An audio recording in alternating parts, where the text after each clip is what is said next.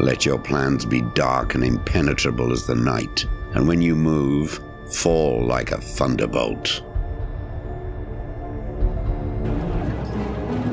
What we doing live? Echoes in eternity. Good morning. My name is CAROL ROSIN. In 1974, I was introduced to the late Dr. Wernher von Braun in the U.S., the father of rocketry. In my first meeting with him, during that first 3.5 hours, he said to me, "Carol, you will stop the weaponization of space."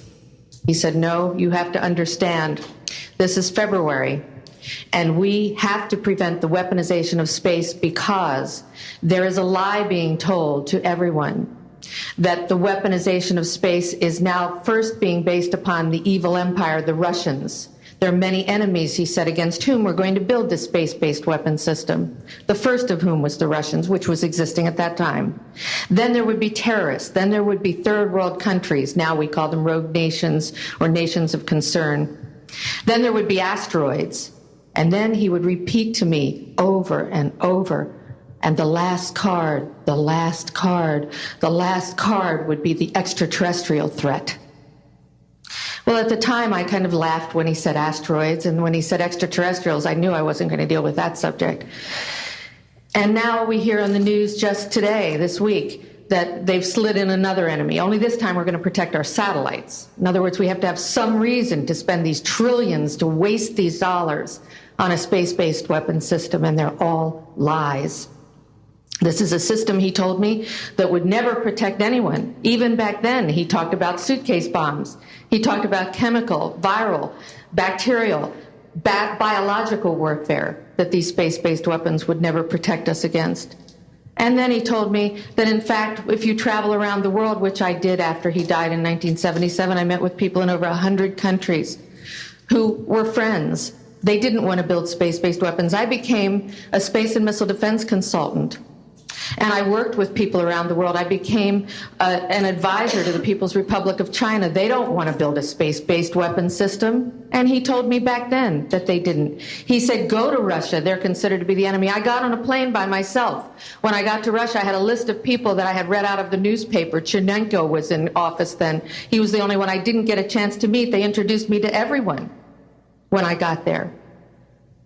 And when I got back, I said, "Oh my Lord, this man is telling the truth. There is no threat." And I've been waiting until this day for 27 years, and I'm expecting the spin to happen, because he also explained to me that as a military strategist, as a person who worked on the MX missile, which I did later, he said, "You will find that there is going to be a spin to find some enemy against whom we have to build space-based weapons." And now we should expect the spin, because he said part of the formula for the intelligence community is if they might have a weapon, then we have to consider that they do have these weapons. So now they do have these weapons, so now we have to build these weapon systems. And that's the formula, except that it's all based on a lie. We have witnesses here who have worked in the classified departments who have the courage to come forward here to support what Wernher von Braun told me back in 1974 to 77. And I will testify before the Congress that when I founded the Institute for Security and Cooperation in Outer Space, which I shut down a few years ago because I didn't believe we had a chance with this huge integrated around the world complex weapon system, that we had any chance at all of transforming that war industry into a space industry that could provide benefits, like Dr. Greer has said, of global warming. We can end that situation of that problem. We can end the energy crisis. We can build now non-polluting technologies. Wernher von Braun used to tell me that we could have cars back then that drove around off the ground. He described this to me on beams so that we have no pollution on this planet. And we can solve the problems of the people that are urgent and potential, and the other animals and the other cultures on Earth and in space.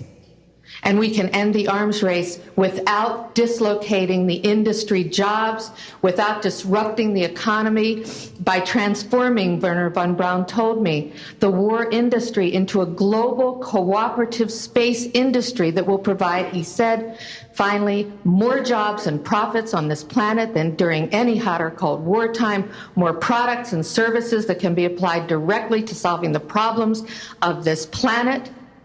And we can have a whole planet now that lives in peace on Earth, with all the cultures on Earth and with all the extraterrestrial cultures in space. And these are words that Wernher von Braun told me in 1974, and I will testify before the Congress under oath about everything I have said and more.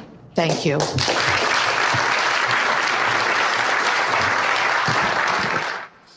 When it comes to defending America, it is not enough to merely have an American presence in space. We must have American dominance in space. Very importantly, I'm hereby directing the Department of Defense and Pentagon to immediately begin the process necessary to establish a Space Force as the sixth branch of the armed forces. That's a big statement. We are going to have the Air Force and we are going to have the Space Force, separate but equal. We face a hostile ideology, global in scope, atheistic in character, ruthless in purpose, and insidious in method. Unhappily, the danger it poses promises to be of indefinite duration. We annually spend on military security alone more than the net income of all United States corporations. A shadowy government with its own Air Force, its own Navy, its own fundraising mechanism, and the ability to pursue its own ideas of the national interest, free from all checks and balances, and free from the law itself. In the councils of government, we must guard against the acquisition of unwarranted influence, whether sought or unsought, by the military-industrial complex. I'd like to thank each of the witnesses and for your patience. We're running about 50 minutes late, and I do apologize for that. I want to emphasize that all of these witnesses each could speak for probably anywhere from 2 to 5 hours about what they have witnessed. We were trying to give you a snapshot. We have another 400 of these witnesses. I have carried this burden for 8 years. I'm now giving it to you, the American people and the people of the world, to take it forward.